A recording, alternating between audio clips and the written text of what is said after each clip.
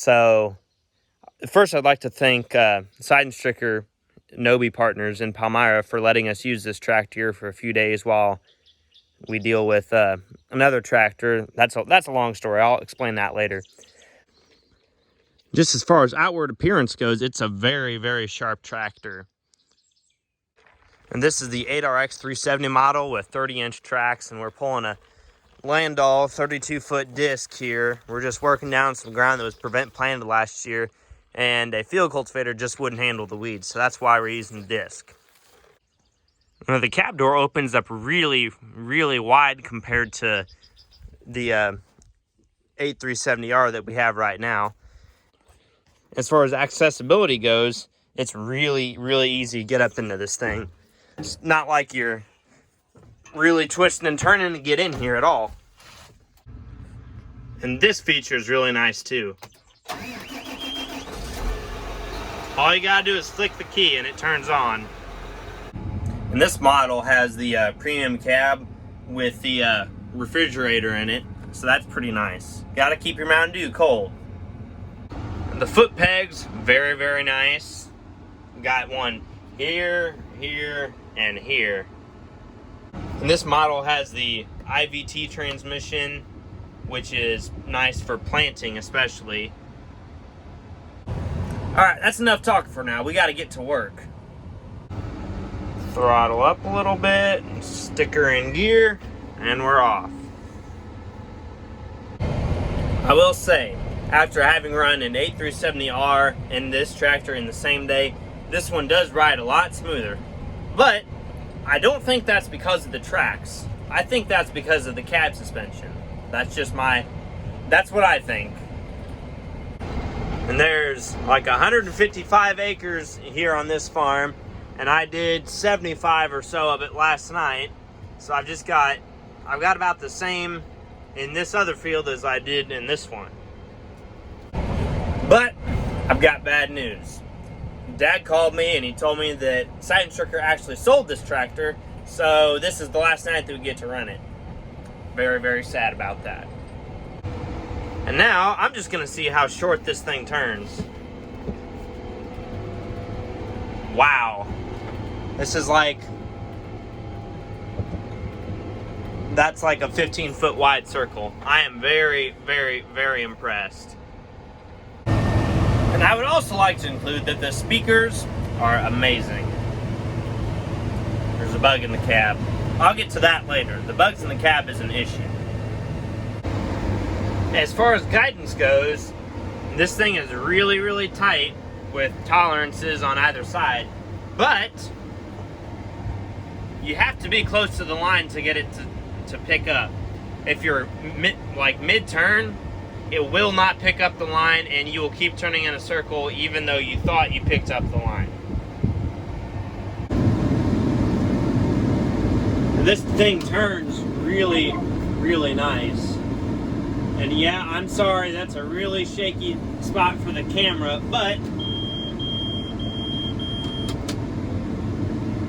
well, the auto steer just turned off again, so that's something that I do not like.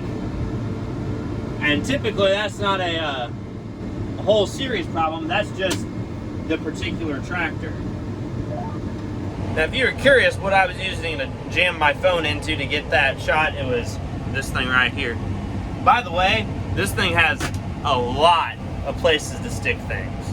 We've got a spot right here for your phone and things and whatever else you may want to put in there. Then we've got a spot down here under the buddy seat, and I don't really know what it's used for. I just stuck all the manuals in there. And we've got plugins galore. We got a 12-volt plug-in right there. We've got a regular plug-in right there.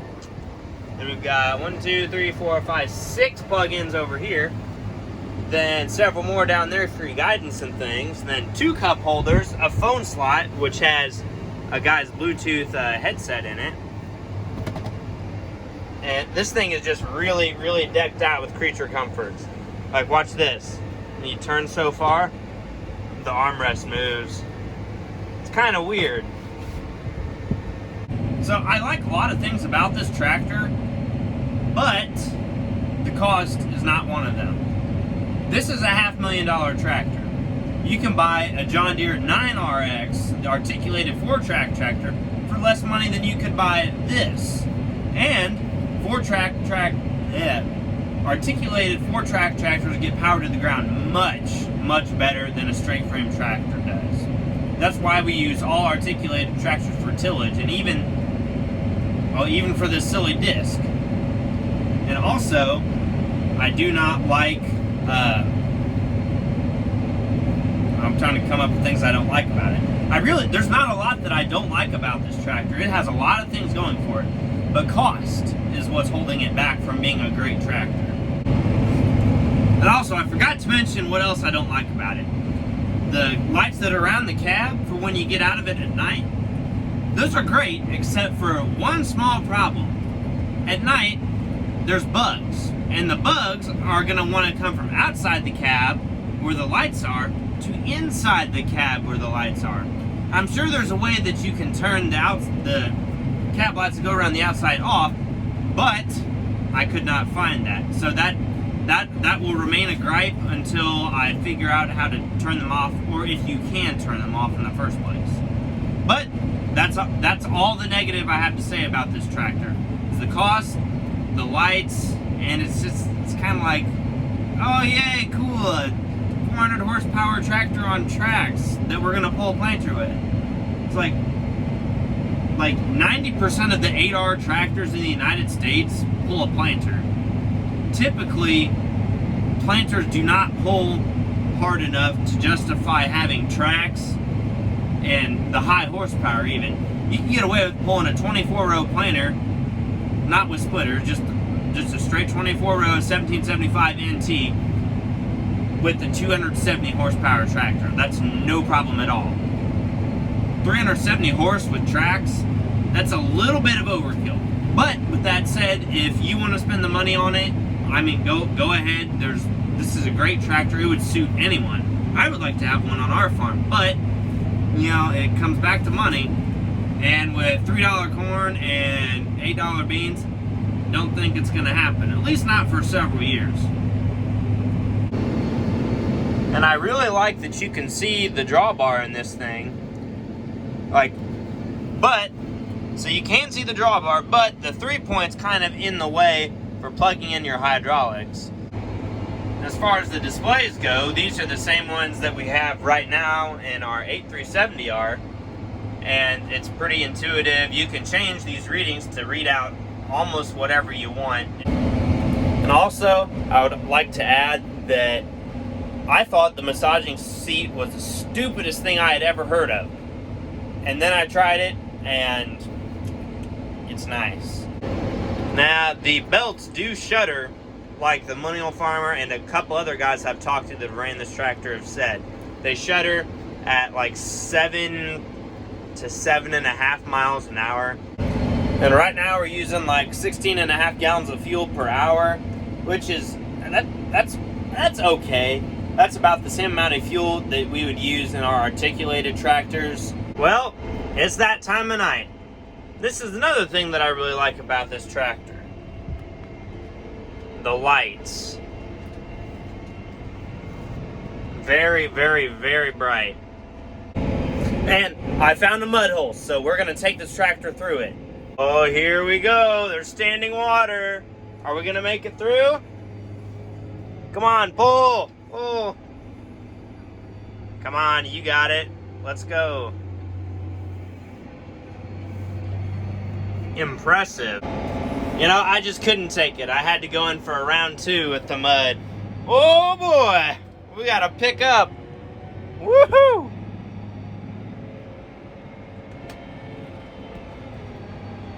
I found a nice ditch to go over to test the suspension on this thing, and it is really, really smooth.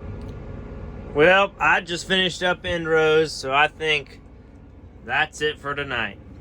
Turn my lights off real quick.